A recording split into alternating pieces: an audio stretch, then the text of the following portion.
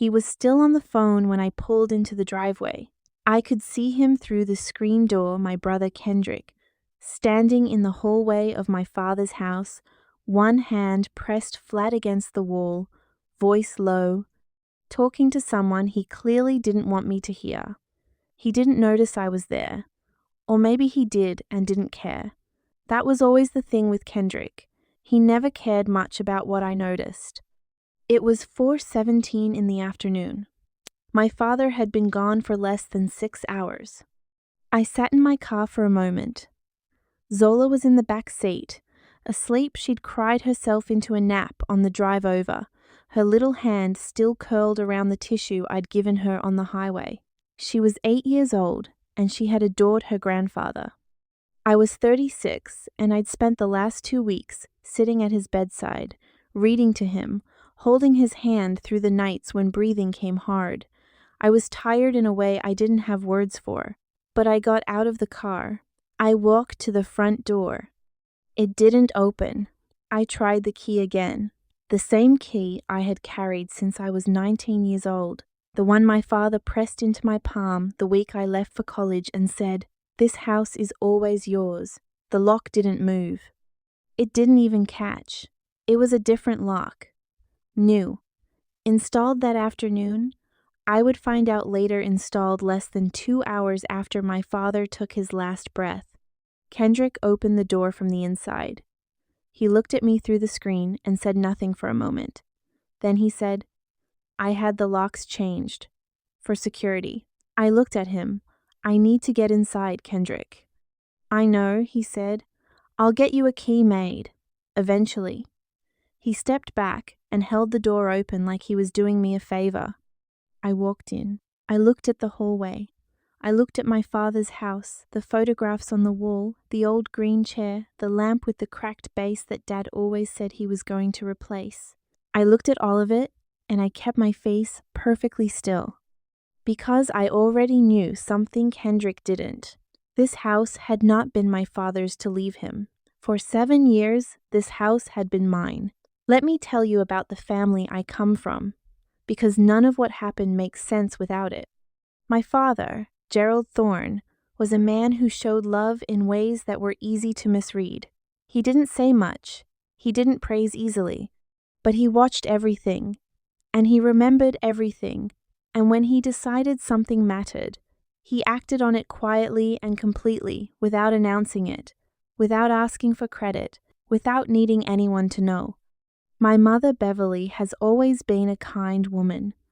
She is also a woman who spent 40 years deferring to the loudest person in the room. And in our family, that was always Kendrick. Kendrick is 6 years older than me. He was the first child, the son, the one who carried Dad's last name like it was a title he'd earned. He played football in high school. He was loud and charming and took up space in every room he entered. My father didn't favor him openly. Gerald Thorne wasn't that kind of man, but Kendrick understood something early that I didn't, that proximity to power was its own kind of currency. So he stayed close. He showed up for the big things. He made sure he was seen. I left home at 19 and built something quieter. I went to school, got a degree in finance, worked for 8 years as a financial analyst before going independent. I wasn't wealthy. I had a mortgage on a small house 20 minutes from the city, a reliable car, a savings account I protected like it was sacred. I raised Zola mostly on my own after her father, and I separated when she was 3. I managed, not glamorously, but steadily and with discipline, and without asking anyone for anything I couldn't eventually provide myself. My brother had a different relationship with money. Kendrick worked in sales real estate, mostly, and he was good at it in bursts, but his income had always been inconsistent. His wife Priya kept their household organized and their image polished, but I knew from the conversations I'd had with my father over the years that Kendrick had borrowed from him more than once, significant amounts. Money that was always going to be paid back and never quite was. My father never complained about it, but he saw it clearly. He saw a lot of things clearly. About 7 years ago, when my father turned 62, something shifted in him. He started talking about legacy. He started asking me questions I didn't know how to answer about what I thought fairness looked like, about what it meant to protect something you'd built, about what happened when the people you loved didn't have the same values around money that you did. We'd have these long phone calls on Sunday evenings. I'd be at my kitchen table after Zola went to bed, and he'd talk slowly, carefully, the way he always did when he was working something out. One Sunday he said, "Vanessa, I want to talk to you about the house." I said, "Okay, Dad, talk." He told me he had been thinking about what would happen to the property after he was gone. The house was paid off. He and my mother had owned it free and clear since 2009, but he was worried. He said he'd seen what happened to families when property got mixed into grief and old resentments. He'd watched his own brother lose a house to a cousin dispute that lasted 8 years in probate. He didn't want that for us. He told me he had spoken to an attorney, a man named August Fields, who had handled his affairs for years and who he trusted completely. He told me he wanted to deed the house to me. I said, "Dad, I can't. Mom is still living there. Kendrick would—" "I know," he said. "That's why I'm not telling them." He explained it carefully. My mother would continue to live in the house for as long as she wanted. That would be written into the arrangement. The transfer of the deed didn't change her right to the home. But the legal ownership would be mine, filed with the county, notarized, recorded, real. He had thought about it for a long time. He said he wasn't doing it to punish Kendrick. He was doing it to protect something he'd spent his whole life building from being lost to someone else's debt or carelessness or need. He said, "I trust you to be fair. I've always trusted you to be fair." I sat with it for a while, then I said yes. The papers were signed 3 months later. August Fields filed the deed. I have a certified copy in a fireproof box in my home office. I've had it for 7 years. I never told anyone. Not because I was hiding something wrong, because my father asked me not to. He said the time to show it would be clear when it came. Standing in that hallway while my brother held the door like a landlord greeting a visitor, I understood exactly what my father had meant. The first week after Dad died was a quiet kind of war. Kendrick moved through the house like he was already taking inventory.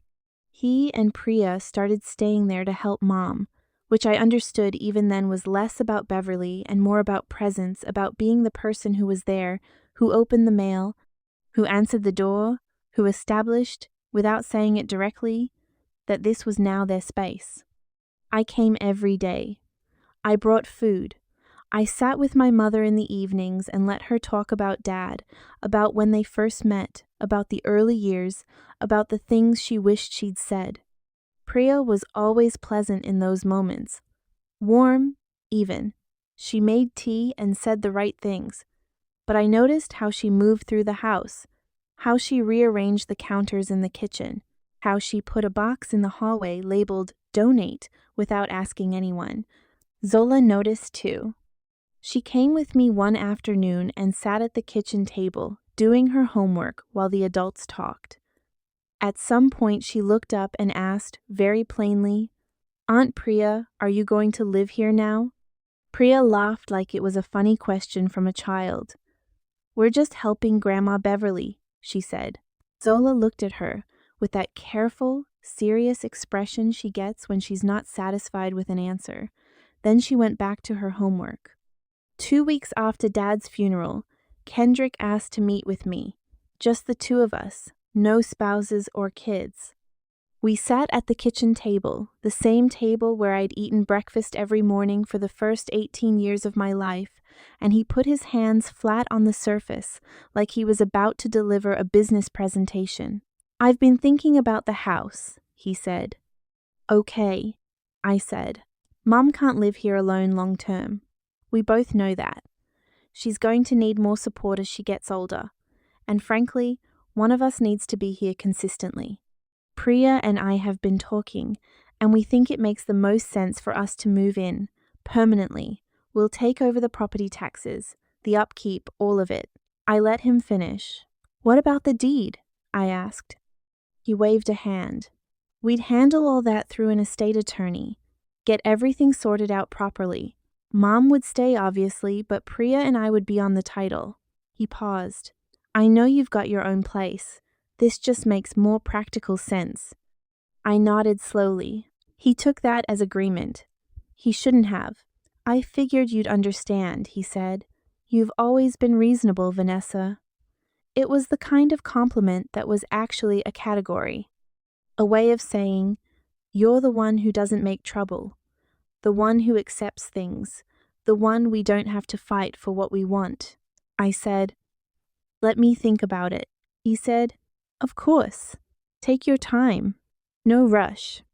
That evening, I called August Fields. August Fields answered on the second ring, which surprised me. It was past 7 o'clock on a Tuesday. He said, I've been wondering when you'd call Vanessa. I told him what had happened. The locks on the day Dad died. Kendrick's proposal. Priya already acting like the house was a renovation project. He listened without interrupting, and when I finished, there was a brief silence. Your father anticipated something like this, he said. Not the exact details, but the general shape of it. He was a perceptive man. I said, I know. The deed is recorded, August said. Has been for 7 years. Your name is on it. The county assessor's records reflect it. Your father is not listed as owner. He hasn't been since the transfer was filed. I let that sit for a second. So if Kendrick goes to an estate attorney, I said, expecting to find the house in Dad's estate, it isn't there, August said simply. The house was not part of your father's estate. It wasn't his to bequeath.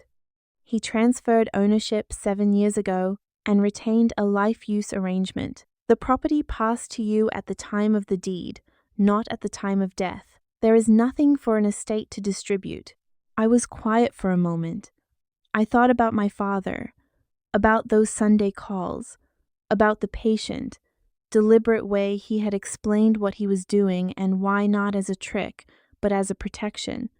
A father who saw what was coming and built something solid enough to hold against it. What do? I asked. Nothing yet, August said.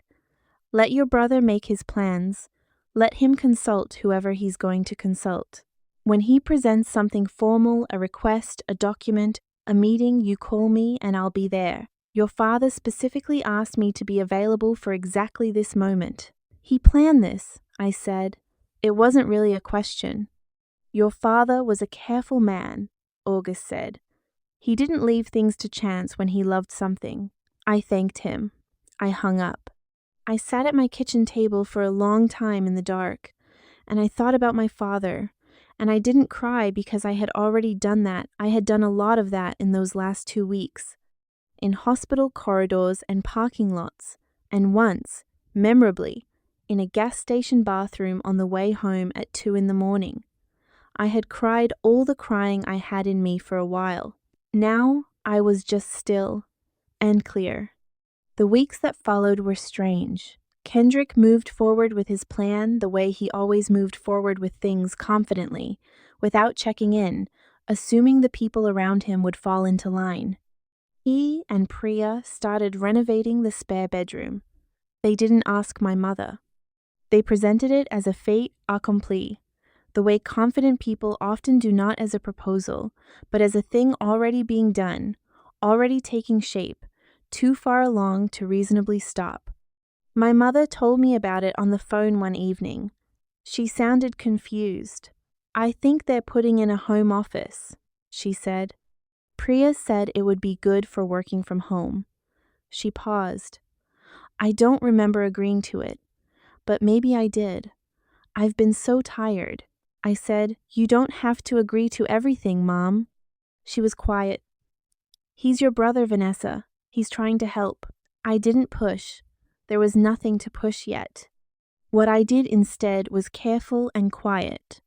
I called the county assessor's office and requested a current copy of the property record. It came in the mail 4 days later. Official, stamped, my name listed as the owner of record since the deed was filed 7 years prior. I put it in my fireproof box next to the certified deed copy and the letter August had written at the time of the transfer, outlining the terms of my mother's life use arrangement. I also did something I hadn't done before. I drove to the house one morning when I knew Kendrick and Priya were both at work. I sat with my mother for a couple of hours. We had tea. We looked at old photographs. At some point, I told her, gently, that I wanted to show her something. I told her about the deed. I explained what my father had done and why, and I watched her face move through several expressions, confusion, then something that looked like grief, and then, slowly, something that looked like recognition. "He told me something was taken care of," she said quietly. "He said I didn't have to worry about the house. I thought he just meant the mortgage." "He meant more than that," I said. She looked at me for a long time. Then she said, "He always worried about you most, you know. Not because you were the weakest, because you were the quietest. He said quiet people get overlooked, and overlooked people lose things." I took her hand and held it. We didn't talk about Kendrick. We didn't have to. The meeting happened 6 weeks after my father died. Kendrick set it up and called it a family conversation. He booked a conference room at a law firm downtown, not August Fields' firm, but somewhere newer and glossy, the kind of place with leather chairs and glass walls and a receptionist who offered you sparkling water when you came in. He told me and my mother to come at 2 o'clock on a Saturday. He didn't ask, he told. I arrived early. I wore a grey blazer and dark slacks, and I carried nothing in my hands, no folders, no envelope, nothing visible. I had asked August to come, and he was already waiting in the lobby when I arrived. He was 68 years old, wore a charcoal suit and a watch that had belonged to his father. He shook my hand and said, "Ready?" I said yes. Kendrick arrived with Priya and an attorney I'd never met, a younger man named Garrett, who came in carrying a briefcase and the particular energy of someone who had been hired for a relatively simple task and was hoping it stayed that way. He saw August, and his expression flickered, just for a second. Then he composed himself and extended a hand. August shook it without comment. My mother sat beside me. She had her purse in her lap and her hands folded on top of it, and she looked small in the leather chair, the way she always looked small in rooms built to impress. Kendrick opened the meeting like he was chairing a board session. He talked about the family home, its significance, its value, the responsibility it carried. He talked about wanting to honor Dad's memory by ensuring the property stayed in the family, was well maintained, contributed to Beverly's comfort in her later years. He talked for several minutes, and he was good at it, the way he had always been good at the performance of reasonableness. Then he said, "What we're proposing is a clean title transfer from the estate to Priya and me, with a formal agreement for Beverly to continue residing there for the remainder of her life. Vanessa would receive a cash payment representing her share of the estate's value, fair market, professionally assessed." Garrett slid a folder across the table. I didn't touch it. Kendrick looked at me. "Take your time reading it." "I don't need to read it," I said. Something passed across his face. Surprise, maybe, or irritation. "Vanessa, I know this isn't the easiest conversation. The house isn't in Dad's estate," I said. He stopped. Priya, who had been sitting very still and looking very composed, blinked. Kendrick said, "What?" I said it again, quietly. "The house isn't in Dad's estate. It wasn't his to leave anyone. The deed was transferred 7 years ago." Garrett opened his briefcase. I watched him reach for something, probably a copy of the estate filing, and then pause, as if he was suddenly uncertain about something he had been certain of an hour ago. Kendrick looked at Garrett. Garrett looked at Kendrick. Then Garrett cleared his throat and said, "Miss Thorne, are you claiming an interest in the property?" August Fields spoke for the first time. "She's not claiming an interest," he said. "She owns the property. She has owned it for 7 years. I have the deed transfer, the county recording, the assessor's record, and the original notarized document with me today, if anyone would like to review them." He opened the folder he had carried in and placed it on the table with the careful, deliberate movement of a man who had been waiting for exactly this moment for exactly 7 years. The room changed. I have thought about this many times since the precise moment a room changes. It's not loud. It's not dramatic in the way you might expect. It's quieter than that. It's the moment when the person who was in control understands that they are not, and every small movement they make from that point on is an attempt to find a foothold in a room that has become unfamiliar. Kendrick's jaw moved. He looked at the folder without touching it. Priya said, "This can't be legal. Dad he wouldn't have done this without telling us." I didn't answer that. I let August answer it, because that was why he was there. Mr. Thorne had every right to transfer his property during his lifetime to whomever he chose, August said. He did so 7 years ago, in full compliance with state law, with proper documentation, properly filed and recorded. The transfer is not in dispute. It is a matter of public record. Garrett was looking at the documents now. I watched him read. I watched his face do the thing that lawyers' faces do when they realize the case they came prepared to make no longer exists. He looked up at Kendrick and said, quietly, "I need a moment with my client."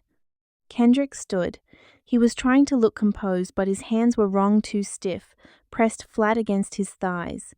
He looked at me before he left the room. I met his eyes. I didn't look away, and I didn't say anything. He walked out. My mother, beside me, reached over and put her hand on top of mine. She didn't say anything either. But I felt her hand, warm and small, and I thought about my father, about how he had looked at me the day we signed those papers, the day August witnessed them and filed them and made them real. He had looked at me like someone setting down a weight they'd carried alone for a long time. I think I understood that look now in a way I hadn't then. Garrett and Kendrick were gone for 20 minutes. August and I sat quietly. My mother drank her water. At some point, Priya excused herself as well, and I heard the low sound of voices in the corridor, not words, just tones, the clipped, urgent rhythm of people adjusting to a loss they hadn't anticipated. When they came back, the energy was different. Garrett sat down and folded his hands. "We've reviewed the documents. There are some questions about the arrangement, specifically the terms around Beverly's residence. We'd like to understand those in detail." August had anticipated this. He explained the life use clause clearly. My mother had an absolute right to remain in the home for the duration of her life.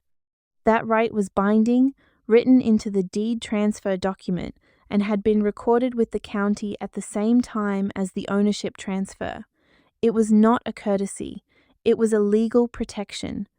My mother, upon hearing this, let out a long, slow breath beside me.